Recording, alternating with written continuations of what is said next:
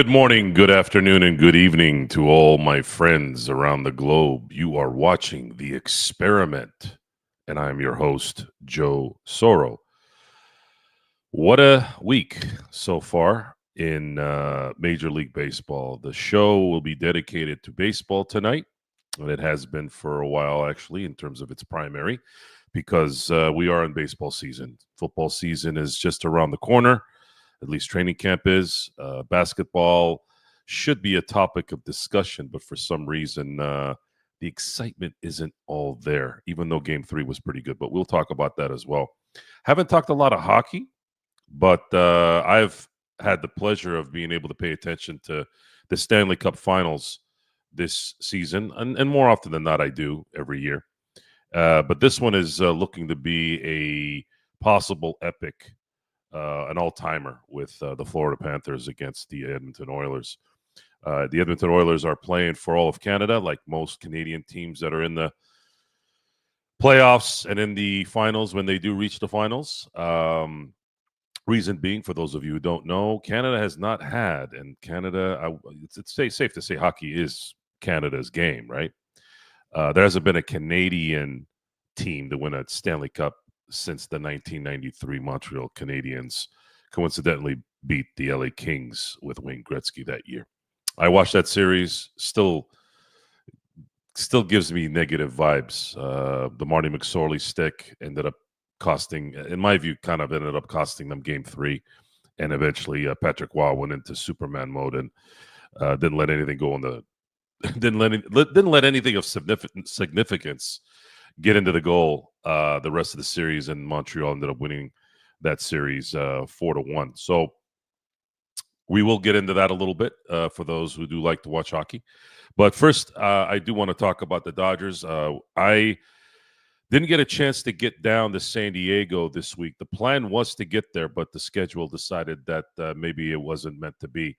So I was able to watch, obviously, all the games. I haven't missed a Dodger game this season, except for one, and that was the non-televised dual game that the Dodgers played at spring training. So every regular season game, whether it was in Japan or the United States, I have watched. And this series against the Padres, I didn't know where it was going to go, but I felt confident that they could win the series. I think my thought process is, could they get a sweep? Now, I didn't know what this pitching situation was going to be the entire week. And the reason why I didn't know is because I heard rumors that Blake Snell might be involved in this series. And it turned out that he wasn't. So Lendon Knack ended up pitching game 2. Didn't turn out too well. And it wasn't all London's fault. It was just kind of circumstance and bad fielding and things like that. And then momentum got onto the Padres side and ended up kind of blowing that out. So that was kind of the punted game. That seems to be the theme of the Dodger season this year, is punting games, just like they did in the playoffs last year. But game 1 was a very good game, extra inning game that the Dodgers won. The third game was probably more of a game that kind of looked like a game that the Dodgers were winning last year in the important games against San Diego. It was battle of attrition. So San Diego scores first, and then the Dodgers are kind of just staying there until one big pop. And that pop came from Teoscar Hernandez straight ahead. I think it was about 415 feet to a 3-run homer to break the 1-1 tie at the time. That one run by Michael Conforto, who is slowly making some hits of significance. I don't think he's out of his funk, but he's made some important hits in the last week, and that was a pretty big one, getting it tied, and then Teo pretty much probably sealing the game after that. Although the seventh inning, bases loaded with 1 out, getting out of that rut, Dreyer kind of got in trouble, and then Banda got him out. Banda got them out of the rut without allowing a run, and that right there was probably the sealer for me, in that the game was done. Dodgers won the series. Dodgers are now going to come back home for a 7-game stretch against the Giants starting tomorrow. And there's going to be 4 more games with San Diego after this series is over. I'm going to try to make it to the San Francisco. I'm going to try to make it to the Saturday game against San Francisco, and I'm going to try to make a Padre game as well. I don't know 100%. So, Aaron, if you're there on Saturday, let me know. We'll definitely meet. I don't know if you're going Saturday, but it's looking like it's about 95% that I'll be there. Trying to get EJ over there, Empire Jeff. We'll probably find out tomorrow if that's a possibility as well. But the plan right now is 95% that I will be there Saturday to watch the Giants and Dodgers, and then I'm going to try to see if I can make it. I'm going to try to make it to one of the Padre games next week. I'll probably know that probably by the end of the weekend. Let's see here. I'm going to say hi to everybody since you all are starting to comment here. Trayvon, what's up, brother? Good to see you. Sports Baby, always the engineer behind the JSO that includes playback. And guys, if you're not on playback for the Joe Soro experiment, go on playback, look for me, and go ahead and sign into there. We'll be my trusty engineer, Sports Baby, has the games on every day. And also puts other sports on the channel. So if you wanted to watch the Stanley Cup Finals today, we had it on there. The NBA Finals, anything you need. If you have any requests, let us know. He's able to post those things on there. Let's see here. Where else are we? Money Mark is here. Good day, by my good Australian friends. Never had a bad friend from Australia, by the way. Something about Australia, maybe in a previous life. Maybe I was Aborigine back in my former life, and it stuck. Let's see, he's doing the show at the same time. Yeah, Jeff, I would have had the show earlier. I anticipated Jeff probably having a show today, so I wanted to wait. I know a lot of our listeners and watchers watch both shows, so I figured I was available and I was able to watch his show, and then I knew he'd probably bounce out about an hour and change, and of course he did to a T. So again, thanks EJ for finishing the show at 10:56 when I saw the clock. I originally was going to set up the show for 11:15, but just to play it safe. But then I was able to move it up to 11, so no one would miss EJ's show as well. Aaron, oh shit, Jeff and Joe tonight, but yes, sir. That's always kind of the plan, anyways. If we ever do a show. Yeah, man. The back-to-back, man. We've been fortunate. We've been fortunate in our LA sports life that we have seen this century. I'm not going to mention the 80s because I was a little younger in 87 and 88, but we've seen, let's say, guys my age that have been old enough. Let's say guys that are in their maybe 40. Let's say guys that are 35. I'd say 15 is a good age where you start to really understand what's going on, right? So if you're 35 and up, and a Laker fan, you've seen 3 repeats. So in 2000, 2001, 2002, 09, and 2010. So we've seen 3 repeats. Repeat in 01, repeat in 02, and repeat in 2010. And epic championships. Epic championship clusters. 3-peat and a repeat. I would have preferred a 3-peat and a 3-peat, but Lakers couldn't keep that damn 20-point lead in Game 4 in 08, and that probably gnaws at me the same as the Steelers losing the Super Bowl on that last drive against the Packers, and the Steelers lost on the last drive as well against the Dallas Cowboys in 95, 96. So those things gnaw at me. The losses probably gnaw at me more than anything else, but it is what it is, right? But going back to what I was saying, the plan is to get to a San Diego game. I don't know if I will 100% yet, but I'm planning on it. But I will 95% be there on Saturday.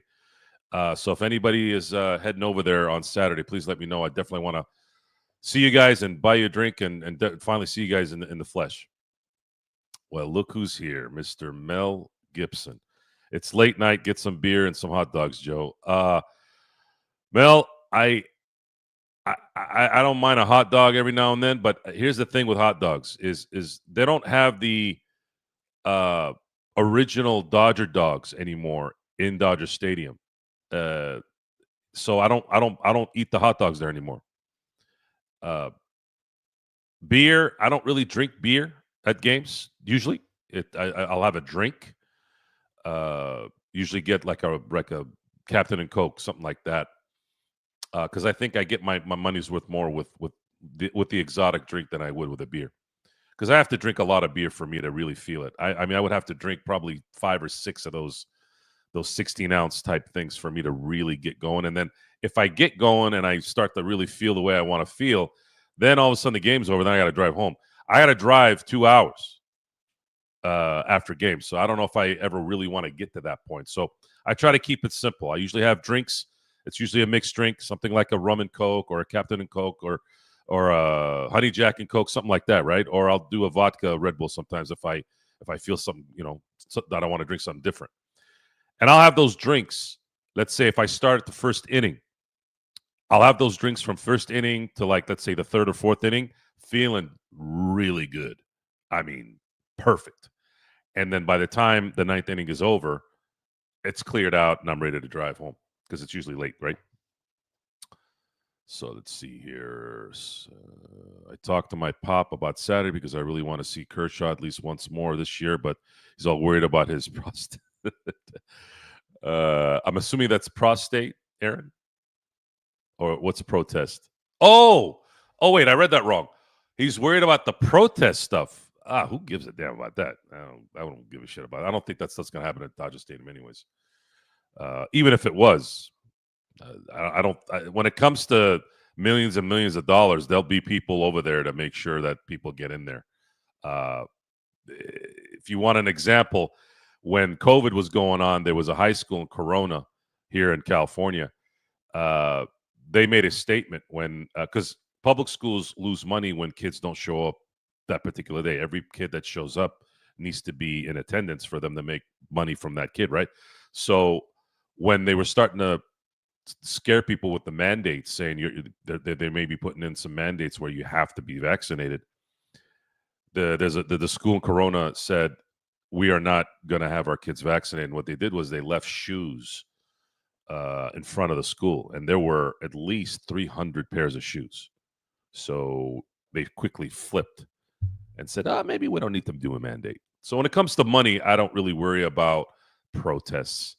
No one cares about a bunch of whack jobs throwing stuff off of an empty freeway. But they will give a damn if it's 58,000 fans that need to come in to pay for their seats. Oh, they will guard that parking lot. I can guarantee you that. Aaron, if you go, look, here's the deal. I want you to wait, Aaron. I want you to wait till tomorrow. I'll let you know what time. There might be a possibility that I might be able to get you a ticket. I don't know 100% yet. I'm trying to get Jeff to go. Jeff's got to give me an answer tomorrow. But if that doesn't work out, I'll see if you're available, and then you can sit next to me. So just hang tight. Let me see how this plays out. We have another day to talk about it. Joe, he runs it, but don't forget I was the inventor of it. Just talk your smack, Mark. That's the best part about the Australian crew.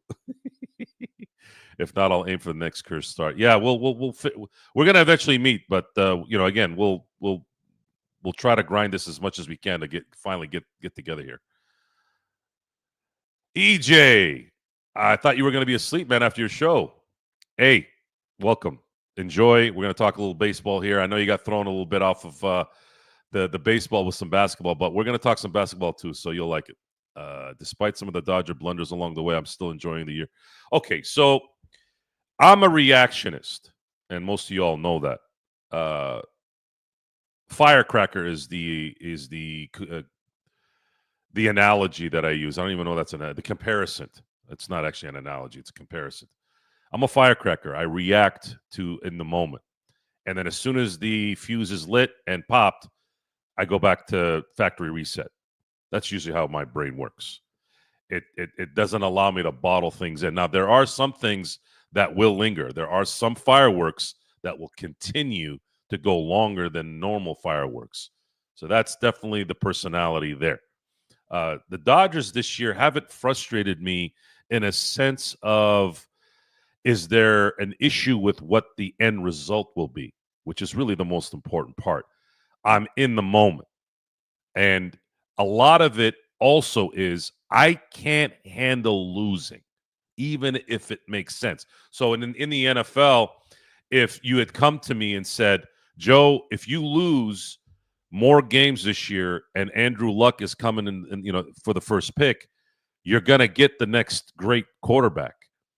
Okay, cool. Yeah, I will try. Let's see what happens. See, I can't say let's lose, even though that's probably the right thing to do to open up your future, right? It's just it's not there. It's like it's against my moral fiber, my mentality, my whatever you want to call it. I can't handle it. I'm watching the Steelers play. I'm watching the Lakers play. I'm watching the Dodgers play. My whole being is about winning. I can't cheer to not win. Plus, I have a little bit of PTSD of losing because the Lakers did that for 3 seasons, and it netted them dick. Now, they ended up getting LeBron and getting AD with a lot of those draft picks for AD, but I can't look at that in a positive way either, because I never looked at Lonzo Ball as a superstar. Didn't look at Brandon Ingram as a superstar. Letting go of Julius Randle, he's never been a superstar. D'Angelo Russell, I thought, might have been the next kind of James Harden-like player coming out of Ohio State, but he's not a superstar. So the Lakers have had a history of getting stars anyways, whether they've drafted high in the draft or not. So I can't go back and say, oh, that was a positive time for the Lakers. It wasn't. That losing was eating my insides. And you guys have already heard before how great my life is. For me to have my insides being eaten with the life I live, that's a travesty. That can't happen over a basketball game. But you get addicted to your team. You get addicted to winning and competition. That's what it's for. That's what this is all about. I'm addicted to the competition. I can't play in the NBA. I can't play in the majors, and I can't play in the NFL. Therefore, I have my allegiance to my favorite teams in those leagues, and I live vicariously through them for that competition feel and for the euphoria every now and then for that ultimate win, which is the championship. And I've been fortunate. I've been very, very fortunate in my life. I've seen 3 World Series championships for the Dodgers, and I was 10 for the first one when I was in '88, and I was coherent and aware and alert at 10 years old. That was my first foray into fandom, really, where I was invested as much as you could back then, because you didn't have the MLB packages, the extra inning packages, all the sports nets. You didn't have that. So I was able to watch all the televised national games. Obviously, when it's the playoffs, you can watch the playoff games anywhere. And that was how you watched back then when I wasn't in LA, because you'd have to be in LA to get those games every day, right? And then I watched the Dodgers, I watched the Steelers and the Lakers when Steelers won 2 championships, two Super Bowls, and of course the Lakers have won 6 championships. So I've been fortunate. If none of my teams win another championship, I guess it's okay, right? Multiple. Each of my teams in my adult, coherent, whatever phase of my life, I've been able to enjoy multiple championships from all 3. So that's that. Let's get back to your feels great to cheer on the defending champ team after 6. Yeah, 162 games. I have never watched 162 games in my life. The closest I got was in 2022. I watched, I think, 142 games. I know it was 140 something, but I think it was 142 games. And I was very excited about that season. They won 111 games. And I said, man, this is the year. This is the one. They kind of ran out of gas in 2021 after running the gamut with the Giants that year, even though they beat them in the playoffs.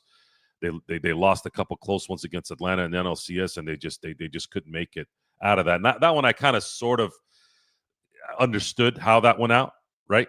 So I wasn't angry. It was more like, damn it, why couldn't we have just had enough energy to finish that year off? Because of course they ended up, Atlanta ended up playing the Houston Astros, and what a way to get out of that 111 win season, beating the Giants, and then eventually, hopefully, enacting revenge against Houston in the World Series.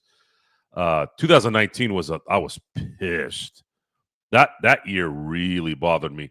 Before 2022, I'm sorry, yeah, 2022. I was talking about 2021 with Atlanta and whatever, right?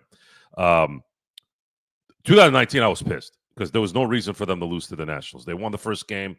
They had the lead in Game 5. They should have closed that thing out, and they should have won the championship that year. They would have faced the Houston Astros again, by the way. Lost an opportunity, but 2022 probably was the one where I was like, I was so irritated. I said, I'm not going to watch the regular season as much as I did that year ever again. I'm not going to invest 3 hours a day for 6 months watching this shit. I remember. Now, I always say that, and of course I end up watching still 100 games. But after they won in 2024, 2023 was a weird year. They really didn't have any pitchers. They had Lance Lynn in there, and I mean, he was. If you think London Knack is bad, Lance Lynn, he might as well have just pitched underhand and just let the guys hit from there. They didn't even get a chance to do anything in that Arizona series and got swept. But 2024, watched at least 120 games and enjoyed the ride. And then, of course, the playoffs. They showed a medal that champions show, and they beat all the teams I was hoping they would play. I wanted to play San Diego. Because I wanted revenge. I wanted the Mets. All I heard from May on is, "Oh, this team's been the best team since May."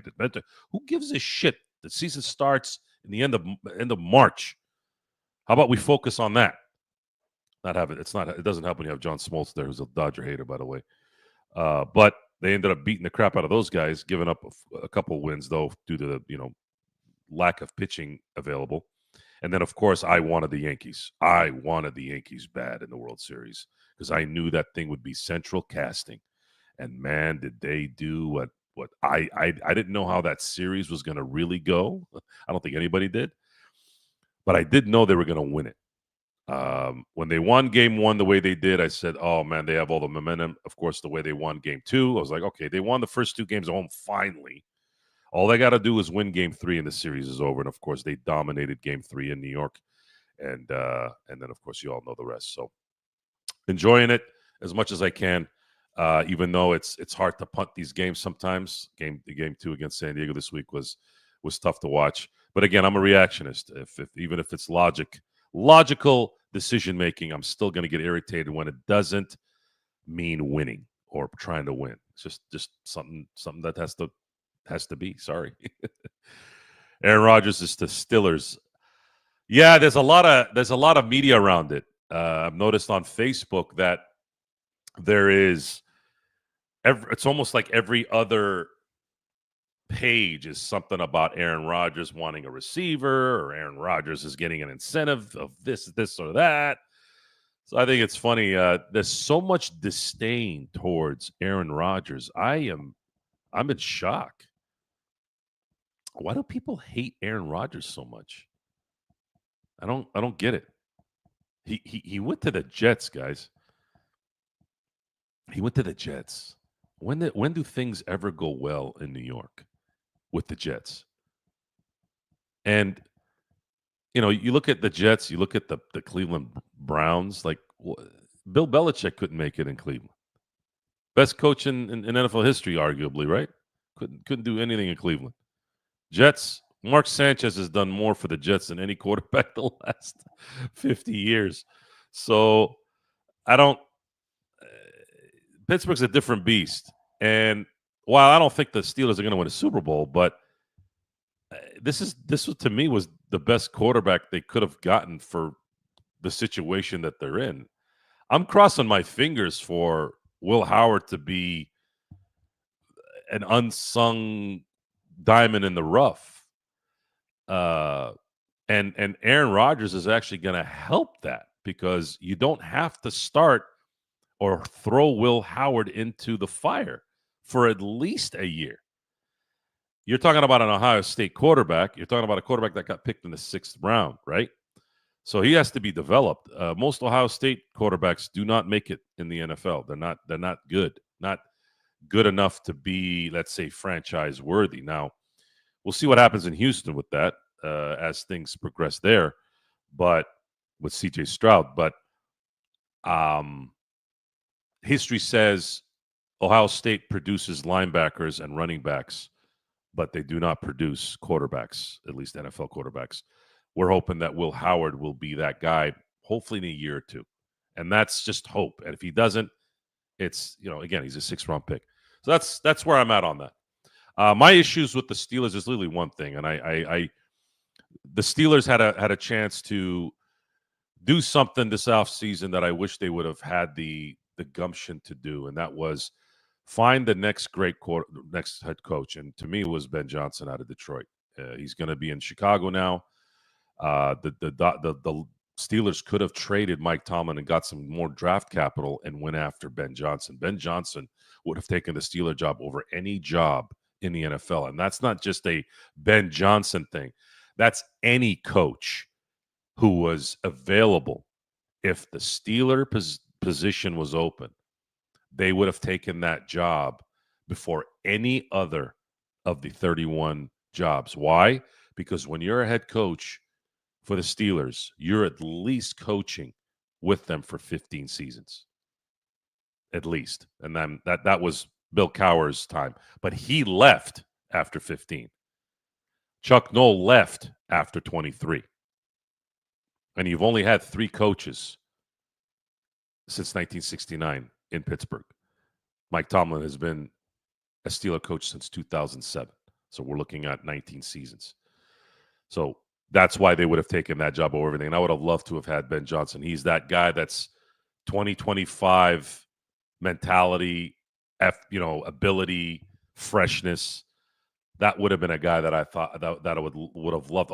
Now you go get a quarterback and let him develop that quarterback. Now you have maybe a future Andy Reid, Mahomes, Belichick, Brady type, future.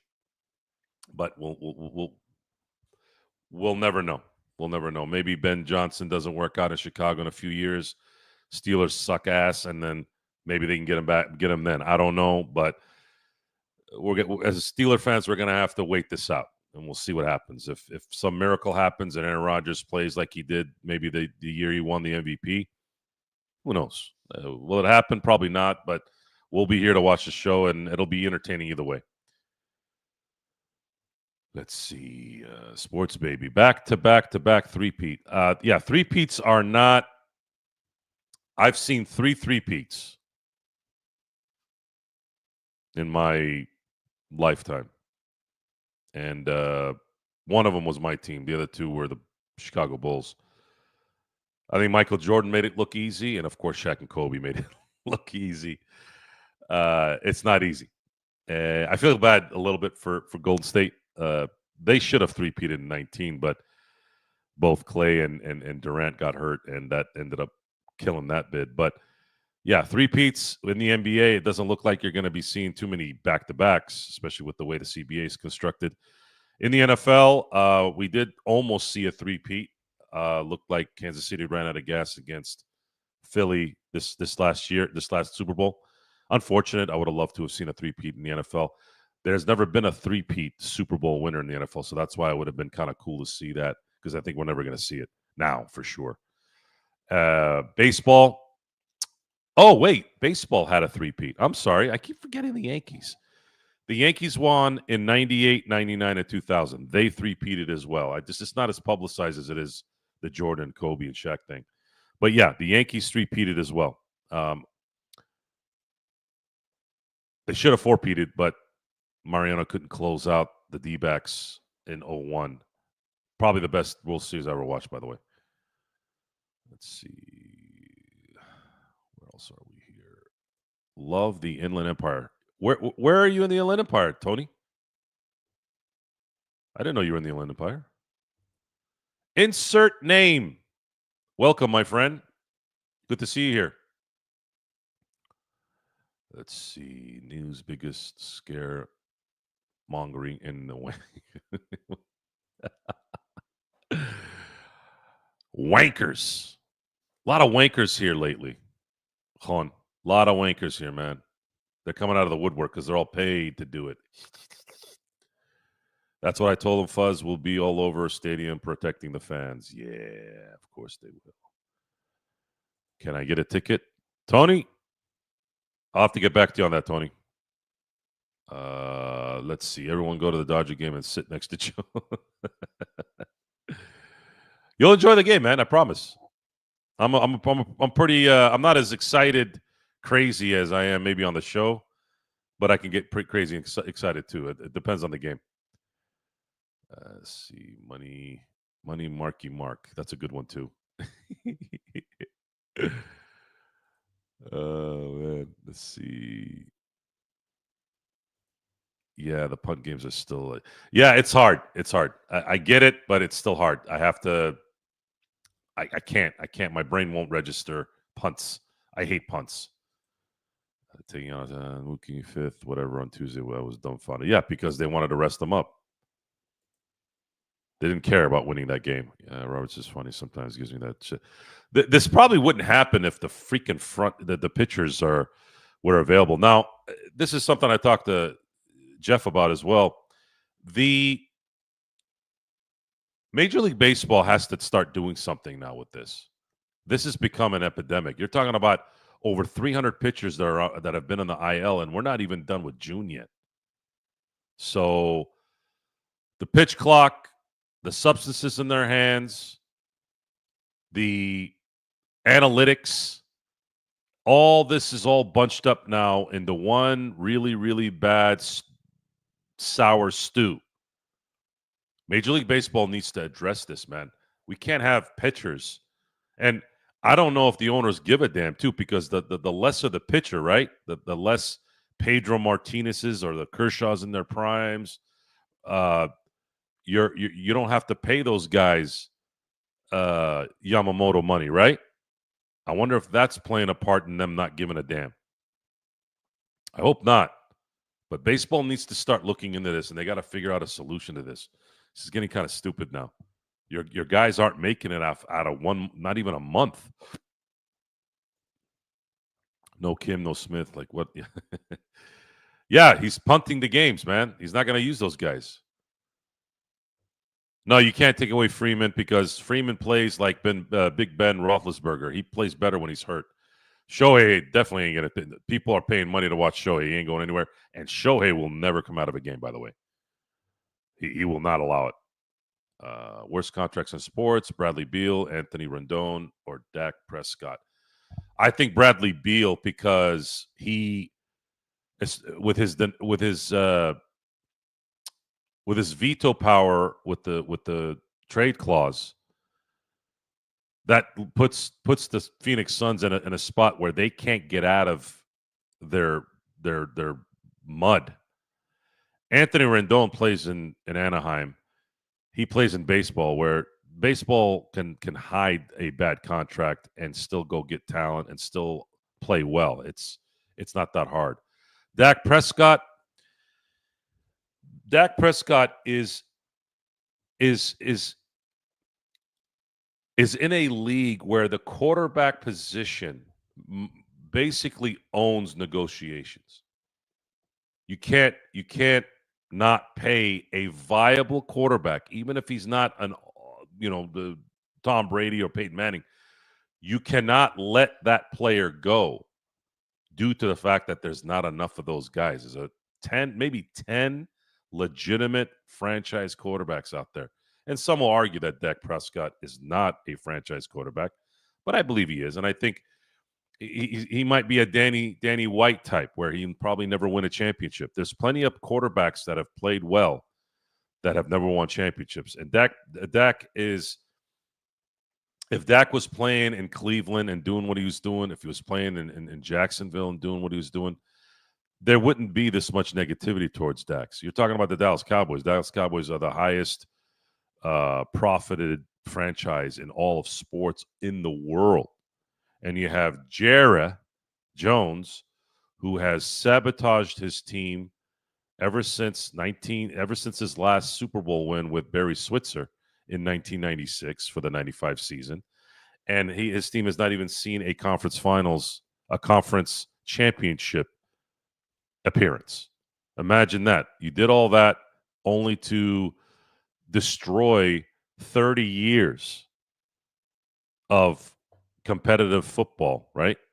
Competitive football, so that you can fulfill your ego. So that's what Dak Prescott's around. Concentration isn't all there. He'd have to be a Tom Brady to maybe get through that, or a Peyton Manning, but he's not. He's a second tier quarterback. Really, he's a second tier. He's not a first tier. And he's probably never really been a first tier, even when his stats were good and they were winning. He's just not. We overvalue a lot of players in sports just because they had a good year or they have good stats. Dak Prescott is a second-tier franchise quarterback. He's not a first. So he would have needed good coaching. He would have needed what Philly has done. Because I don't believe as good of a season he had. I don't think Jalen Hurts is a first-tier quarterback either. I think he had a lot of depth. He had a really good coaching, good ownership, talent all over the place, and he was able to take advantage of it. Jalen Hurts is a second-tier quarterback who's a Super Bowl winner. And that's how it works sometimes. It just works out that way. Sometimes the best quarterbacks don't always win it all, but they're always in the hunt, right? So Patrick Mahomes has been in the AFC Championship game every year since he's been a starter since 2018. Peyton Manning was in it, at least in the second round, year in and year out. Brady was in the conference championships year in and year out. But they don't always win it all, right? But they're always there. And that's what you got to be. And unfortunately, Dak, in his circumstances and his talent, it's kind of a recipe for what it's become.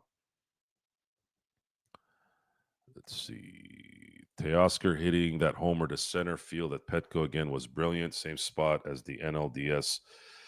So Teo has a thing for the Padres. No one is going to believe me when I say this, but when I was watching that when he was coming up at bat, I said, I have a really good feeling he's going to smack one out. He's so due, and of course he did. Teo likes. I'm not worried about Teoscar. I really am not. I'm not really worried about anyone. I know Conforto is a problem right now, but he's a problem that's easily fixable. So what the Dodgers can do at the end of the season, when they got to go into playoff mode, is they've been playing Kim at center. So if they have to use Kim at center and keep Edman at second, you have that luxury, right? But my view from the way things are playing out, likely, unless somebody gets hurt, is I think the closing as in the playoffs, I think the closing lineup, minus a few lineup changes depending on how the series is. If the Dodgers are 3-0 in a series, let's say, feel comfortable about winning the series at NLCS, right? They could change the roster depending on lefty, right, or whatever. But I think what the lineup that you're probably going to see is you're going to see either Edman at second or center, Kim at center or at second. Then you'll have Pages at left, Teo at right, Muncy at third, Mookie at shortstop, Freeman at the one, and of course Will Smith at catcher. I think that's going to be the closing lineup when the season is over and they're in the playoffs. I think that's what it's going to be. So be prepared for that. Might be why they're sitting Kim out here and there, just to not have him get overwhelmed. Keep his confidence going. I know I was kind of irritated. The guy's hitting 400, yet you keep playing Conforto. But when you sit down and try to figure out what they're trying to do, I guess, and you're calm and you're not in the game, you kind of sort of understand. It still sucks when it's going on, but it is what it is. This show is the 21st show of the JSO. Thanks everyone. Oh yeah, it's already so quickly 21 shows, and it'll get more and more as football starts to come in and basketball. So we'll start to see more activity here, guys, as the year progresses. Let's see, hearing Kenley's entrance theme on the radio feed down 7-3 made no sense. Oh man, that's funny. It's funny you say the radio feed. So I was driving from Orange County back to the Inland Empire today for at a lunch with a friend of mine, and my buddy who's a Giants fan texts me and he goes, "Giants need to win this game," and there was some ruckus going on in the ninth inning, and the Giants were up 7-5, I believe, and they had Randy Rodriguez, whose ERA at that time was 0.7, right? So he was virtually a lock that he was going to end this game. Well, little did we know, because it's baseball, he ran into a little bit of trouble. And trouble usually always presents itself when you walk more than one player in an inning where there's pressure. So you look at the ninth inning, and the Rockies, who had already blown 2 games against the Giants in the first 2 games, the Giants should have lost the first 2 games. The Rockies should have won 3 out of 4 in this series and would have definitely created some distance between the Giants and the Dodgers. But nonetheless, Giants came back and won those games, and then got served on the last game of the series. Rodriguez got Beck to fly out, and then they had 1 out, and then Hillard walked, and then Estrada doubled to left. Hillard went to third, Estrada went to second, and then McMahon got walked. As soon as it was 2 walks, my prediction meter went, oh, they're going to totally bag this game. And of course, there was a error, somewhat of an error or a bad play at third, and it allowed the Rockies to have a little bit more life, and they scored a run in that. And then Goodman struck out, and I said, ooh, I think the Giants might get out of this.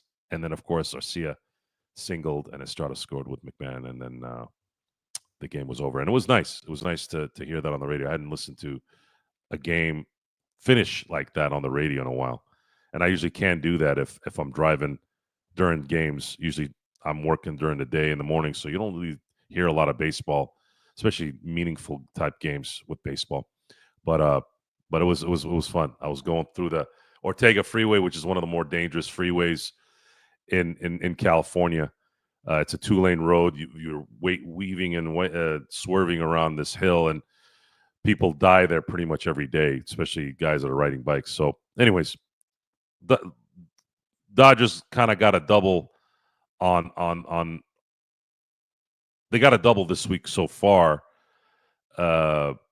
by beating the Padres 2 out of 3, and then having the Giants lose at least one, so they can get ready to.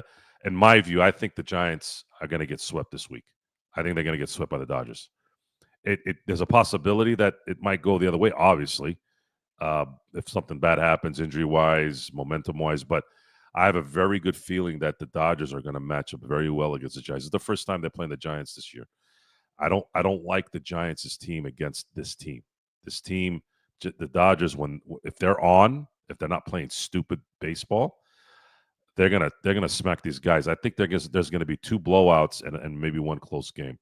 So if the Giants want to win one of those games, you're gonna probably have to win that close game, obviously. So that's how I feel. It could go the other way, but I have a very good feeling that the Dodgers are going to create a little bit of a distance here after they play the Giants.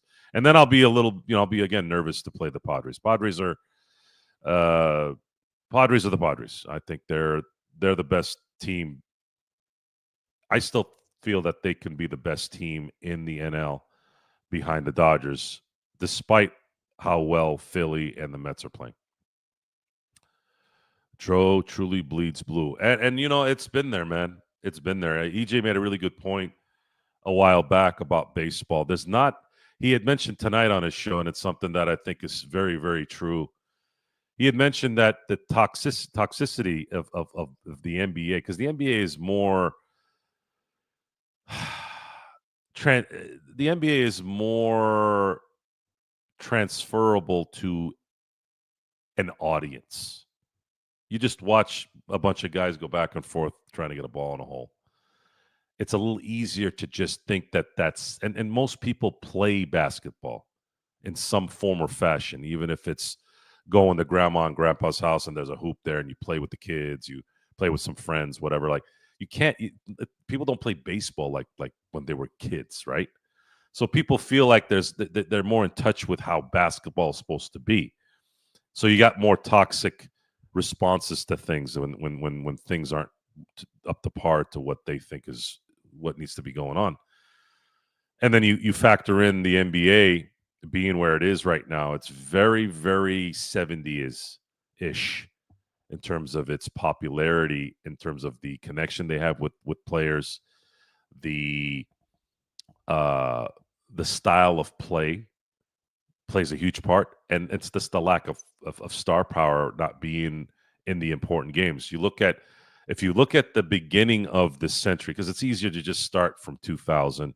Most of the people that are listening to this show, most of the people that would be listening to the show, are going to be at an age range that's going to make sense, right? That they were paying attention at that time. But you look at the star power from 2000. You had Shaq and Kobe. I mean, there were more on the other side too. You had Reggie Miller and AI and Jason Kidd. Those first three, the three peats, right?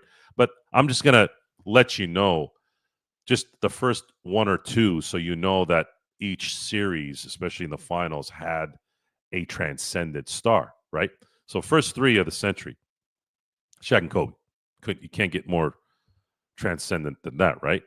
Then you have '03, you have the Tim Duncans, right? So Tim Duncan was one of the greats. People know who he is, household name. '04, you had Shaq and Kobe again. '05, same thing. You had Tim Duncan. '06, Shaq and Dwayne Wade. Dirk. '07, you had San Antonio again, and then LeBron's first finals appearance. '08, '09, '10, you had Paul Pierce, you had Kevin Garnett, you had obviously Kobe Bryant.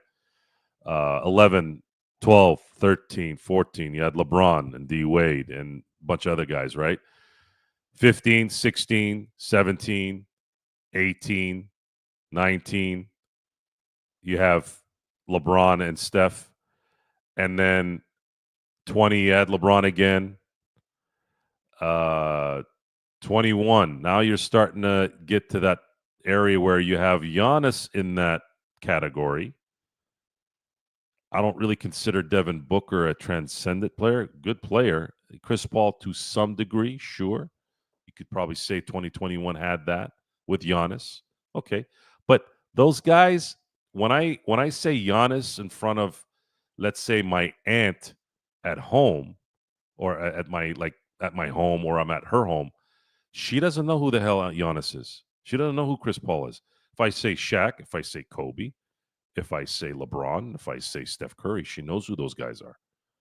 So 2021, you start seeing a little bit of a Then it kind of came back to Steph in 2022, Clay and those boys, right? 2023, you had Jokic. Still as great as he is, I no one even knows what the hell I'm saying when I say Nikola Jokic. No one knows. People that don't watch sports. And then 2024 and so on. We're getting to that stage now where we might start seeing more non-popular or non-general population type players, much like you saw in the 70s. Now, you had Dr. J, but most of Dr. J's time in the 70s was in the ABA. You had Kareem, who was the best player, obviously, of the 70s, but there was a lot of negativity around Kareem. He was a defiant person, involved with the political side of things, the social sides, the civic sides. So there may have been some disdain there in that era as well. Wilt Chamberlain, Jerry West, those guys all retired after 73, 74. So those guys weren't, in charge of anything in that realm. So, yeah, you're starting to get a little bit of the NBA kind of going kind of uninterested in the category because they've always been a star-powered league. You don't have that, and you don't have any kind of dynasties going on. So you took out Adam Silver took out basically he hasn't been able to market the next star very well. LeBron and Steph are still probably 1 and 2 in terms of the faces of the NBA, even though they're never around when it matters. But there's going to need to be a change, and I don't think Victor Wembanyama is going to be that guy either. It's not because he's French. I just don't think he's got that charisma.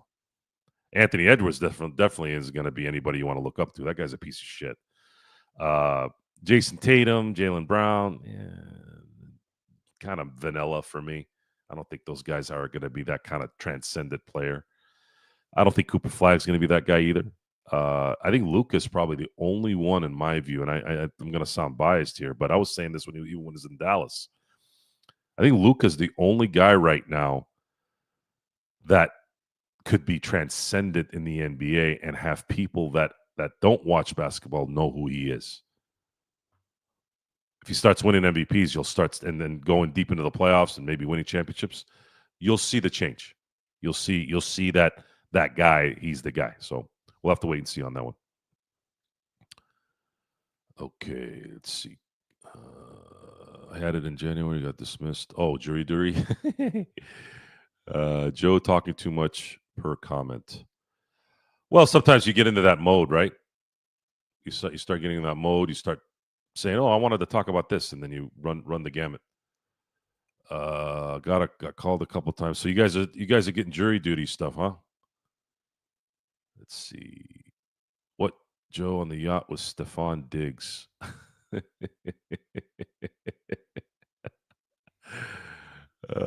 It's funny. Who was the last white quarterback from Ohio State to get drafted in the NFL?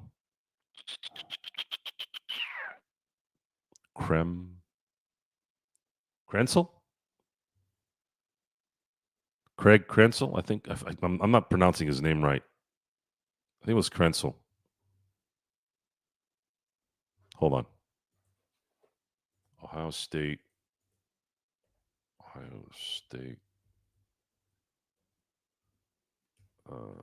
There was another one I think I'm missing.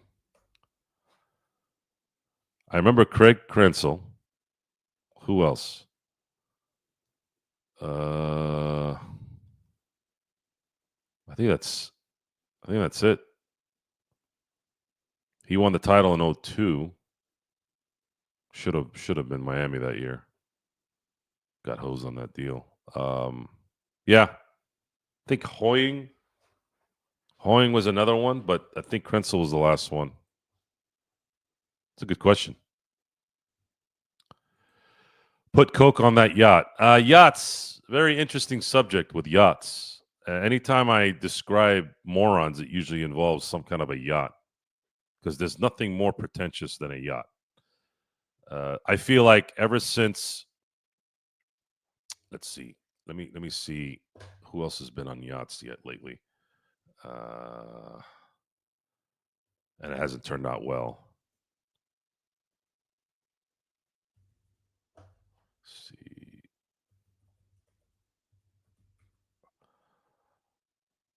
What was it? So Odell Beckham was on a yacht, I think, during the playoffs, and it seems like he never recovered from that. Victor Cruz, I think, was on a yacht. He kind of bowed out after that. So Stephon Diggs doesn't have a good history of being on a yacht. usually it's a precursor to your career being over. At least a productive one. Pink Coke, the cleanest and best. You don't wake up feeling like shit the next day. So there's pink Coke. Wasn't aware of that. A lot of sex. Will Joe get mad at my comments? This isn't third grade, Tony. Talk whatever you want here, dude. The only thing we don't allow is racial comments and bombs being dropped. But you can be what you want to be here. You can talk about Coke, talk about pink Coke. I was not aware that Coke came in pink. So that's something you learn every day. Something new every day. Doe doesn't give a shit as long as you're not saying lies. Oh, that's the other thing too. Thank you, Ralph. Yeah, don't lie. Don't put words in our mouth. Now, I haven't kicked out anybody, me, for doing that, but I have said, don't keep doing it. Otherwise, the mods are gonna drop the hammer on you. We are real. We are raw. We are adults. We talk about adult things. I am not a life coach. I am not going to hold your hand. I am not sensitive. So you may speak your mind minus lies and racial comments, please. No racial comments and the obvious things as well. We don't want any sickos out there talking about things that we don't accept. Pats had a shot in 2015 and 2018. Yeah, that they had a 5-year run where they won, they lost, they won, they lost, they won. So in 14 they won. 15 Peyton Manning mustered up one more run with that neck of his in 15. They probably would have Patriots get past Denver in that AFC title game. They whoop Carolina, right? Then they came back against Atlanta in 16, 17. The infamous Malcolm Butler sit down by Belichick. People just still don't know what the hell happened there. No one's talking. No one's able to find out what was going on. They probably should have won that Super Bowl, but they didn't. And then they won. They beat the Rams in 18, playing conservative football because Bill Belichick had the Rams. He might as well have been in their huddle. The Rams could not get the ball and go anywhere, and it was. I remember saying this was the best coaching I've ever seen on defense in a Super Bowl. That's I remember that. I mean, there's been better defenses, but that was the best coached defense. I mean, Sean McVay even had mentioned that he was completely in astonishment at how outcoached he was in that game. And McVay is an offensive guy, and Goff couldn't get anything going. So the Patriots made a mistake letting Tom Brady go, though, after the 2019 season. They should have just rode him until he was done. But Bill Belichick, Robert Kraft said, look, Bill Belichick is the genius. He's won 6 Super Bowls. He's been to 10. I guess I'm going to have to roll with this. At some point, Tom Brady's going to have to slow down, right? Well, they should have just rode it out. They probably would have won another Super Bowl. Instead of the Bucs winning in 2020, I wouldn't have been surprised if the Patriots wouldn't have won that Super Bowl in 2020 if they just hung on. Maybe not. Again, I don't know. 2016 AFC title loss to Denver. Yeah, that was a bummer. At least for the Patriots, I didn't give a shit. Joe, did you get your Rodgers jersey yet? No, and I probably won't. I do like the number 8, though. I do like the number 8. I may get the number 8 Steeler jersey, but I'll put my name on it. I've been thinking about that. I do like the number 8. I have a Lamar Woodley jersey. I have a Greg Lloyd jersey. I have a Troy Polamalu jersey. I have a Ben Roethlisberger jersey. I have enough Steeler jerseys. But I think I need one with my name on it. I think that will be my next purchase, probably in the next year or two. Aaron, who are the Dodgers playing tomorrow? They're playing the Giants, Mark. You might have gotten that answer. I know I've been slow on getting to the comments here. What NFL all-time team can stack up against an all-time Steelers team? Dynasty-wise,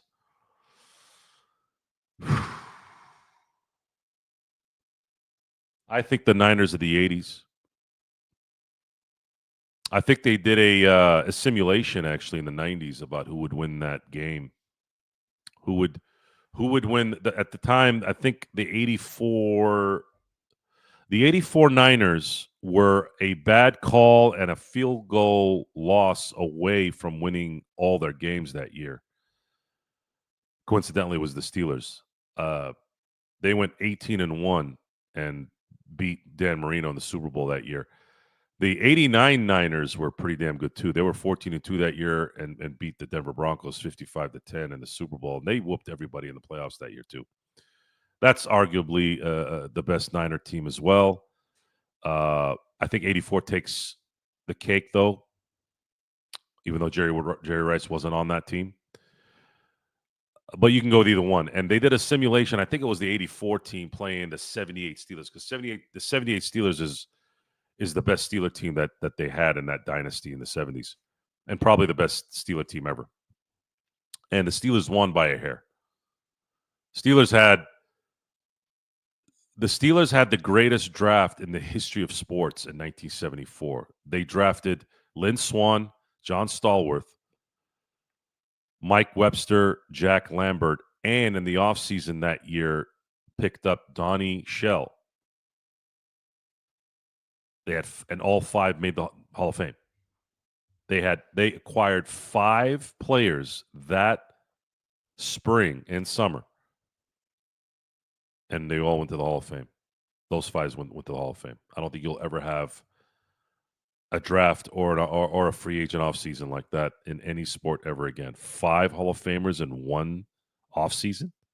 It's no wonder they won in 74, 75, 78, 79. And they should have probably won in 76, but they ran into a really good, determined Raider team, and Rocky Bleier and Franco Harris were both injured for the AFC title game that year. And at that time, running backs were as important as quarterbacks are now. So to have both the running backs out and the momentum of the Raiders finally needing to win one, it was a recipe for disaster, and that's what it was. Let's see, getting back to basketball here. Bradley Beal had a no trade clause. He's living the life. I don't know about that. Well, money wise, yeah, but I'd like to have some pride and try and win. Justin Herbert finally leading the Chargers to the Super Bowl, baby. I'm gonna wait on that one. I'm gonna wait on that one. I don't think Artie cares much about eating the Rendon contract at this point. Yeah, at this point, it doesn't matter. The Angels stink. He's given out so many big contracts. Yeah, Artie's been very good at giving contracts to guys that were done. This is my new favorite late night show. Hey, thanks, Tony. I appreciate it. Again, there'll be more activity on the show. I usually do a show once a week, but as things progress with the NFL, obviously the draft is coming in the NBA, free agency is coming in the NBA, and we're anticipating a lot of trades this offseason because of the new CBA. So it could be exciting in the next month or so, where we'll be doing a lot more shows and talking a lot about all the sports, NFL, baseball, and basketball. He was trying to sell the team, Bloodhound. He was, but I don't think he got the offers he wanted. He might be getting greedy. Let's see. Found out Canelo versus Crawford is legit. Okay, so finally, how many years has it been? This is how bad it is in boxing. When I heard Canelo Crawford in September, I was like, finally. Now, I wasn't solidified at that point, right? But I figured, okay, they're talking about it. They pretty much said it's coming in September. I said they have to have this fight. When was the last time we had a marquee fight that we're like, yeah, this is exactly what I want to watch? Wilder Fury? Was that the last one? What was that, 5 years ago? Boxing is just, man. Oof. Boxing is bad. Boxing is bad. They have hit the crapper in this one, man. I don't know what place boxing has anymore in sports. It used to be. We know that football, basketball, and baseball were the top 3, and hockey kind of had the 4. But boxing, I never put them in a category. They had almost like their own category. It was those team sports, and then you had boxing. It's just like a separate sporting section, even though it's an individual, just like tennis and golf. But it's boxing, man. It's combat sports. There's an excitement that you get when you see that fight, and you're like, ooh, I want to see those guys fight.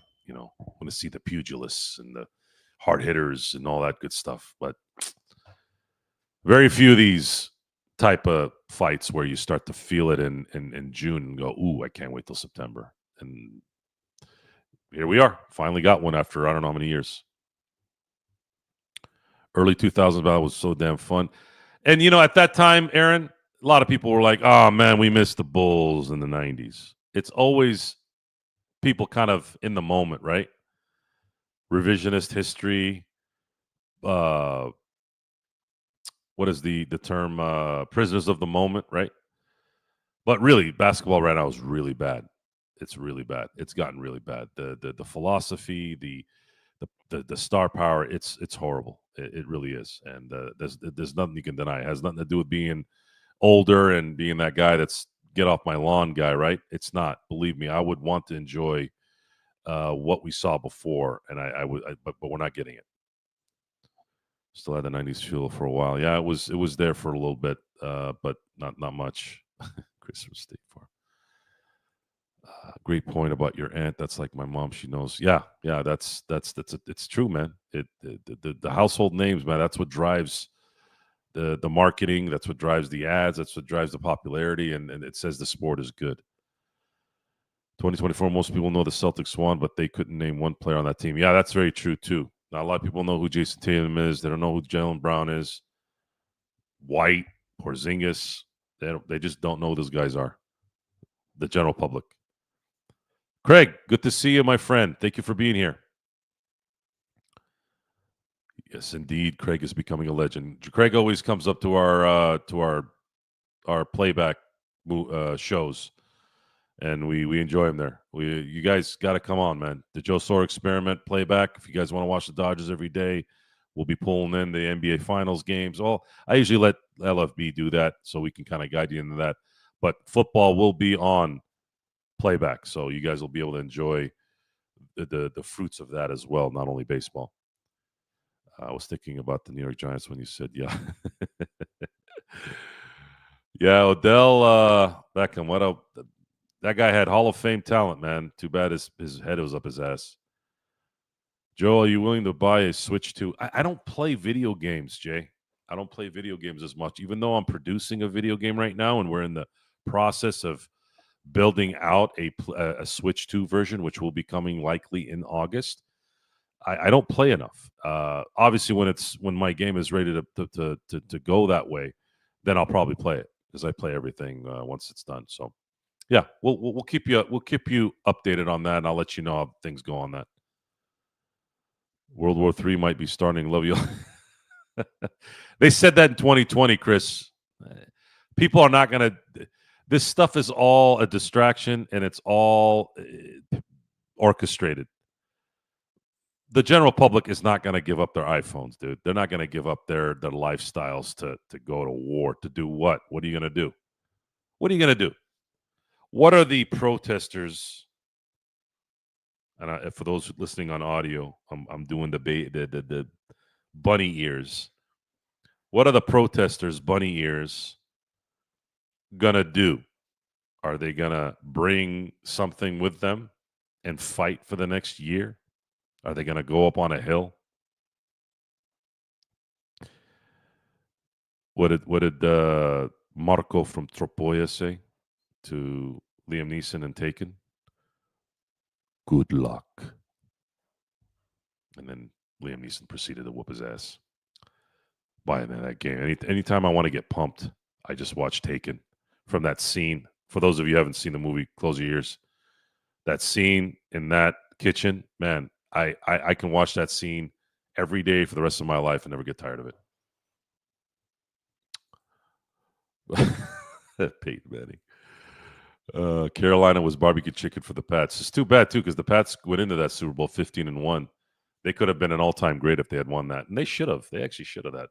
But Cam Newton turned into a Fig Newton in that game. Kind of showed his true colors when it mattered, right? Fumble, he just stood there, watched it, and didn't want to get hurt. So that's Cam Newton for you. You only win. What's up, Best in League? How you doing, man? Or Best League, I should say, not Best in League. Think about the show. Joe, how many Super Bowl Steelers win if they draft? Oh my God. Trayvon, why did you ask that question? Why did you ask the brilliant question like that? Now I'm gonna be on a soapbox. Now you guys are now gonna probably get bored of all the football talk I have right now, right? A lot of you guys don't know I'm a football guy. You know, you guys have seen me on the LFB, right? and you see me talk about the Dodgers. Football is my game, actually. The game I play, the game I love, the game that is in my. You want to talk about what I bleed? I bleed football with some blue on it and some purple and gold, right?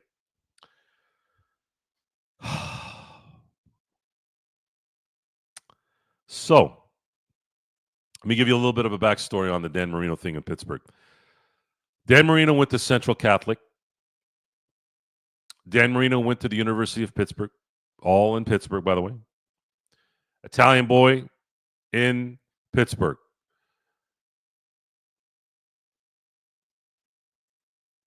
As talented as any quarterback I've ever seen.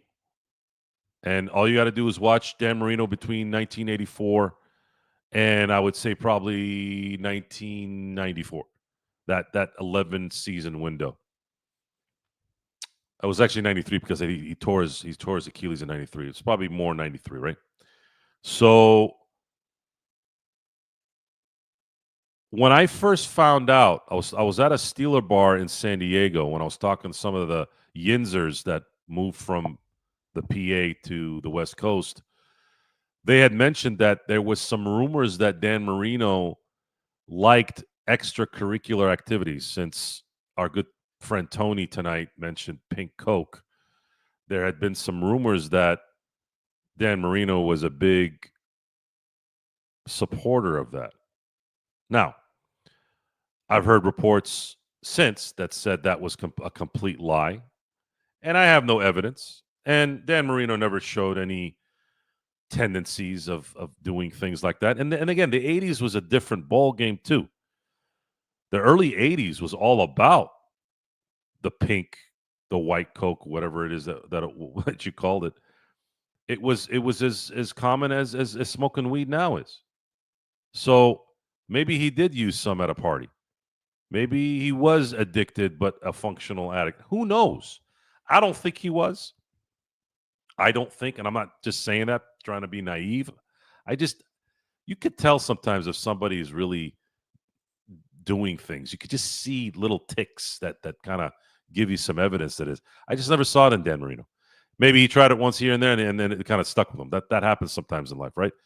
But that was a rumor that went around at that time from the Yinzers that I met that were around at that time. I was too young to obviously pay attention. I was only 6 during his rookie season, or his record breaking season was 84. He was drafted in 83. So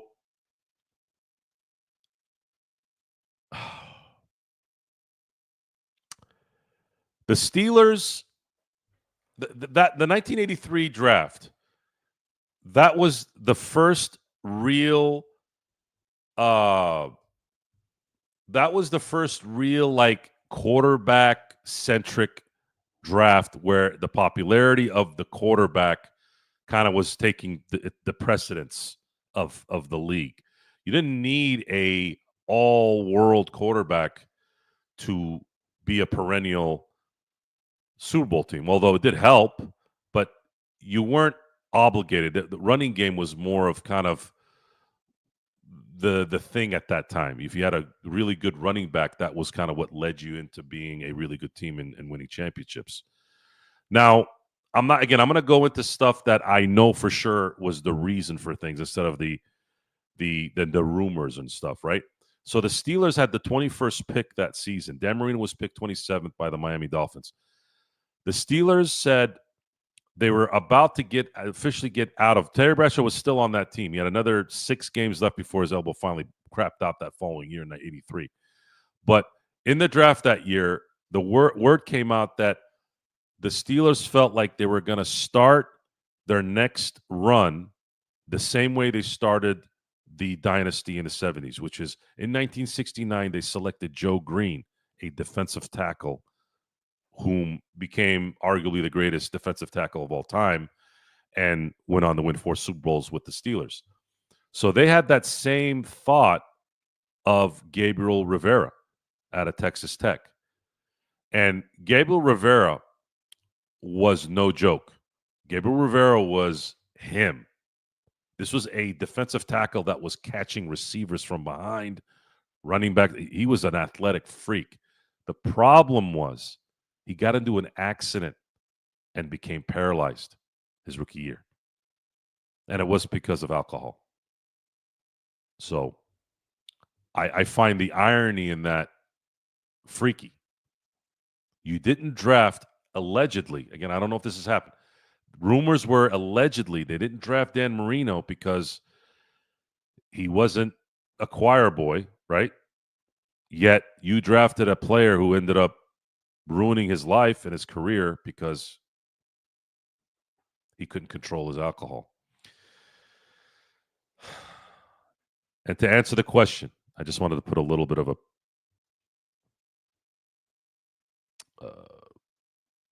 preview of what was.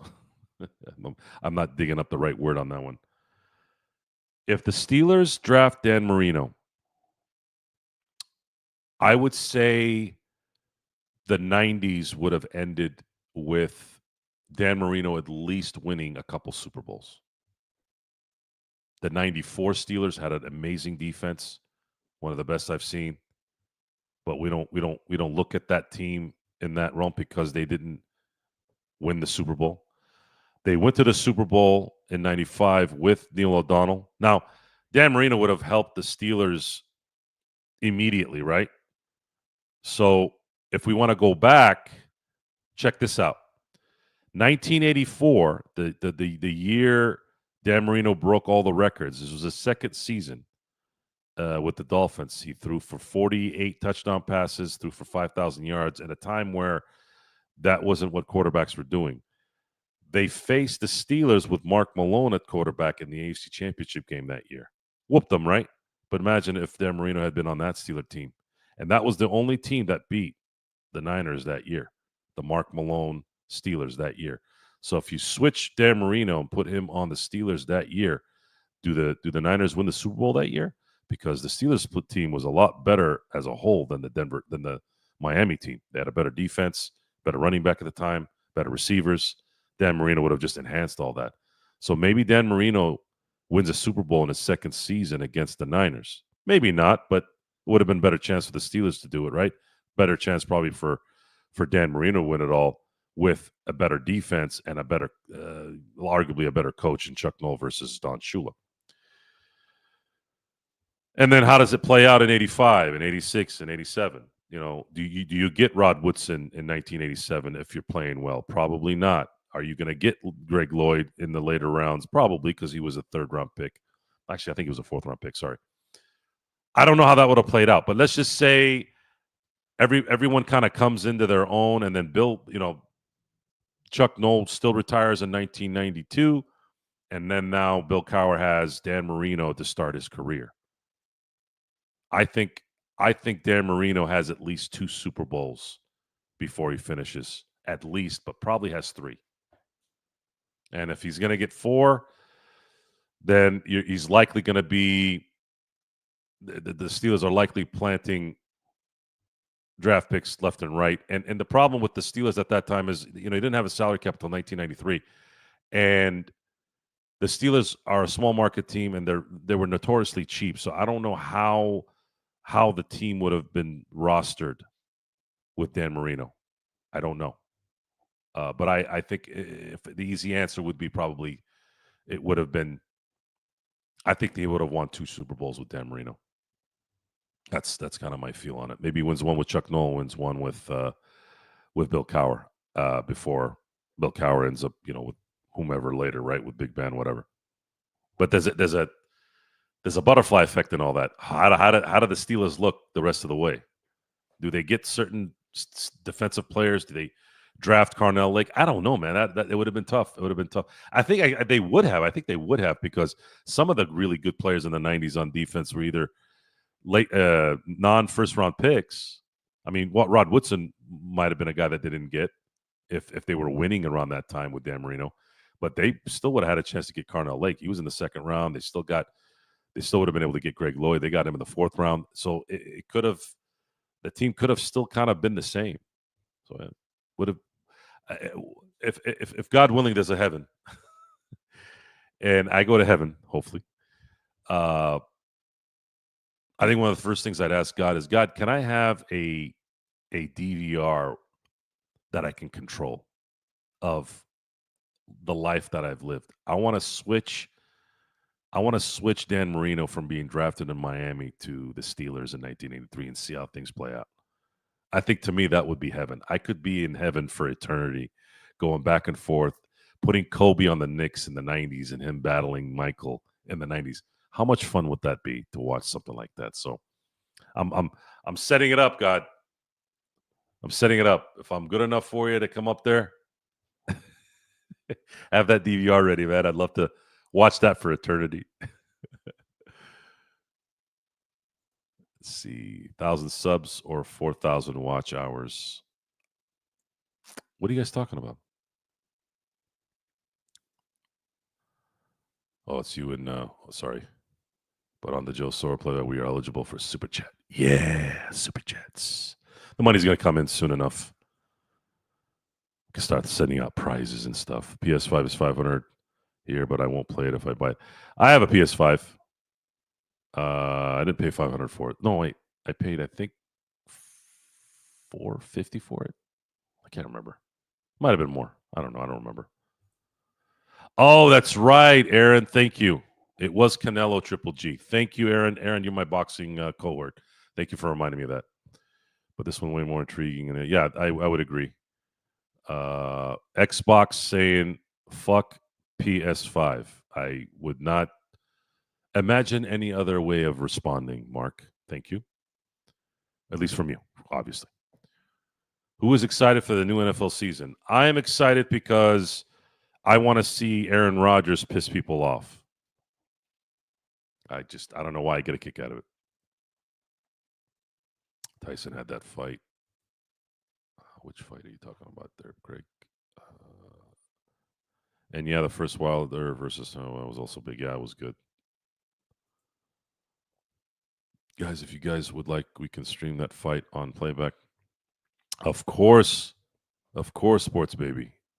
We are here to show our people what they want to watch. Coming close to the fight, we'll talk more. Yes. Let's see. Yes, NFL will be on. Best league. Joe, do you think we could turn Austin to two first, and next year we add two first to a plus DK and sign a star, then trade him for Giannis? So that I don't know. I don't think you can get two first for Austin, especially when he could be a free agent next year. The Lakers are in big support of Austin Reeves. They'll only trade Austin Reeves for a Giannis. The thing with Giannis, though, is he doesn't have a lot of power in where he wants to go technically, right? However, he's not going to want to likely screw over Milwaukee and say, "Hey, can you please send me to the Lakers?" Because if he does that, the Milwaukee Bucks are not going to get much, no matter how hard they try in LA. It's just not. They need a third team, and I don't even know what kind of draft capital would be there for a third team to make it work. I believe that the two ways that Giannis should go on this is if he really, really wants out of Milwaukee, the only team that has enough capital, draft, or just talent in general is the San Antonio Spurs. And that would be the only team I could see that both parties would get what they want, because you're training Giannis to, let's say you're trading Giannis to San Antonio, and then San Antonio has the second pick in the draft, and they also have the reigning rookie of the year in Stephon Castle. If I'm Milwaukee, I'm like, if you guys want Giannis, let's put a package together with Stephon Castle, whomever you want to put in there, like a Keldon Johnson, whatever, to make the numbers match, and then give us that second pick, and we'll send Giannis there. So then you'd have Giannis, you'd have Wemby, and you have De'Aaron Fox. You essentially have the 3 tiers of an NBA roster with superstar, and a very, very, very good player in De'Aaron Fox. Yeah. Or if Giannis can be patient and the Lakers can be patient, I've said this on the Lakers Fast Break a few times. He has an option to opt out in 2027. Yes, it would suck to wait another 2 seasons off of this year, right? But I still believe that the Lakers have a better chance at building the team this offseason, next offseason, and then waiting for the big fish in 27. And Giannis has an option, a player option at the end of 27 to where he can opt out and then sign elsewhere. And the Lakers can drop enough salary by then to just sign him outright. And that to me is always kind of where my mind goes, because I'm always about you having the control, not having to worry about somebody else needing to do something for you to get what you want. And when you look at where Giannis would be at that point, so Giannis right now is 31. He'd be 34. His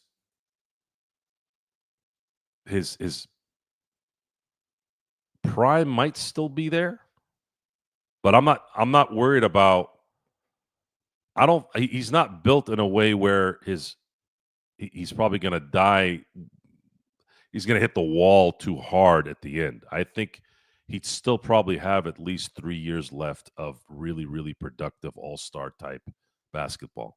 And the Lakers again will have built something around Luka and Giannis, and that would kind of be like the missing piece. But that's playing it with control. I think the Lakers might not have enough patience, and the Laker fan base probably might not have the patience to wait until that offseason to get somebody that might be getting too old.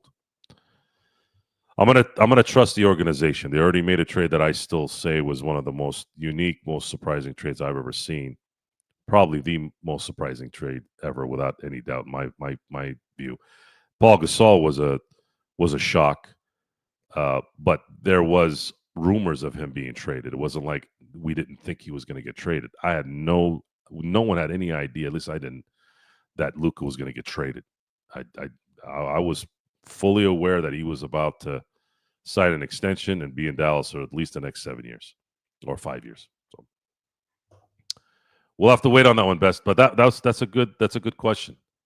That's a good question. I don't think the Lakers are going to trade Austin Reeves um, in any kind of package, whether it's the first with DK, unless it's going to a superstar. I don't know any other superstars that are going to demand to go to LA and have it work. The guys that would matter. I don't know any of them right now. Would it be Jason Tatum demands a trade? Would they trade with Celtics? You don't. Who? Milwaukee has Giannis. Jason Tatum is in Boston. Anthony Edwards, God help me, please. I don't want that guy anywhere near the Lakers. I don't care how good he is. Pablo in Orlando, like what happens? Do one of these guys demand to leave? I don't know. I think we have some time to figure that out. Probably this off season and during the season next year. Oh man, so many memories of the Friday night fights on ESPN. Guys, it's on Netflix, the Canelo fight. Joe, what's your thoughts on Netflix outbidding these main event channels? Well, with the downgrade of the subscription DirecTV/cable world, everyone has Netflix, but I don't know why. I don't know how they make money from it. Having a subscription for me feels like cheating. You're watching it without having to pay for it, even though you do pay for it. Well, at least I don't pay for it, not directly. I get my Netflix for free through my cell phone service. You're welcome, Best League. Steelers have a minimum 8 feet with a. Oh, man. Let's say the Steelers don't win the Super Bowl in 05 and 08, but they win 8 straight. they'd have 12 Super Bowls. I would have taken that.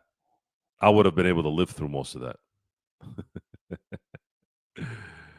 Yinzers are funny. Yeah, as big of a Steeler fan as I am, I haven't missed a Steeler game this century. I've never been to Pittsburgh, at least not in the city. I think I was there for a layover, but yeah, I got to make a trip to Acrisure Stadium. It's one of the dumbest, pathetic names. Heinz Field, man. It just flowed, guys. The big ketchup. Damn money and greed. I can sit Canelo fight for a playback, guys. Yeah, of course, sports, baby. You know how to do it. Make it work. Make it happen, baby. Get it? Make it happen, baby. Almost to the end here, guys. Let's see. Dana White. It's part of the promotion for the Canelo versus Crawford fight. Yeah, because Dana White doesn't have much to prop up right now. With John Jones retiring, again, for the audio people, I have my bunny ears up. John Jones being the pain in the ass that he's always been. He's retired now. So he's jerking around. I don't know if he's doing this to get more money or what, but John Jones, arguably the best MMA fighter of ever. But my God, this guy is more drama than freaking Johnny Drama on Entourage. What a headache. What about timelines where Kobe actually started his rookie year? I don't know what discussion that is. Rodgers in Pittsburgh will be so entertaining. I agree. Quarterback, young or old, depends on his. See here. Okay, we're finally back down. We need Joe to get the Heinz Field. I will get the Heinz Field. My plan has always been to get there. I'm going to call it Heinz. I don't care. Acrisure sucks. I'm not going to use Acrisure. As soon as I get to Pittsburgh, I'll probably do a show out there for sure. And one of those weekends, I'm there, and then we'll definitely make that one entertaining. And again, my plan is 95% to be at the Giants game on Saturday. So if anybody wants to go to the game that day, we can connect. I may have an extra ticket, but I won't know until tomorrow. I'll let you guys know in some way tomorrow. I might have to have a impromptu show either on the LFB or on here.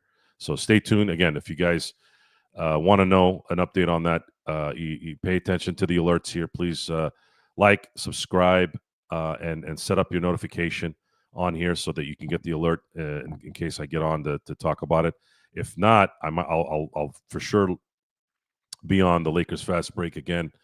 Go on the Lakers Fast Break on YouTube, and we'll have a show there as well, talking about the finals.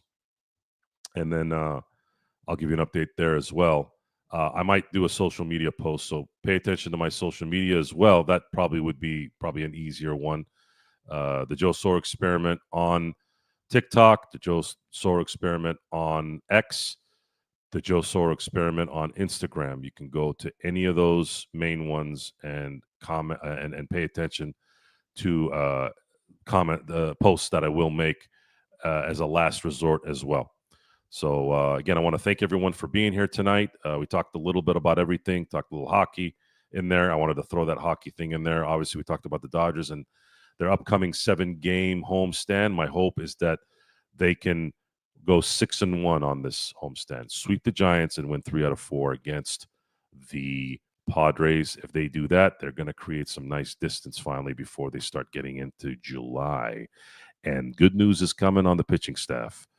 And that is almost every one of their guys, whether it's Roki, whether it's Glasnow, whether it's Snell, are going to, and of course, Ohtani, will likely be pitching within the next 2 to 3 weeks in increments. And Kasparius, who I call Casper just for short, looks to be probably going to be the 6th starter. So there'll be some in and outs on how they set up, I think, what will soon be a 6 to 7 man rotation, depending on who stays healthy. And you'll start seeing more kind of preparation for these guys so that they're ready for Roberts and the Dodgers are going to do everything they can to keep every single one of their starting pitchers available by September. That's what they want, so that when they do reach September, they're going to be able to have everyone available. That way, if things go crazy in the playoffs, let's say one of the starters, because you only really need 4 starters, really, if you do have them. And the Dodgers are going to have 8 to 9. They have 8 to 9 legitimate starters that can start. That way, in case one of those guys gets hurt in the NLDS and you need to switch it out in the NLCS, and then another guy gets hurt in the NLCS, you're ready for the World Series. I think that's what they're setting up for. So with that, we'll talk more about that as the season progresses. And of course, training camps coming for the NFL. We'll talk more into that as things progress there as well. So again, I want you to have a good night, everyone. Have a great morning. Have a great afternoon. Have a great evening. And until next time, I'll see you next time.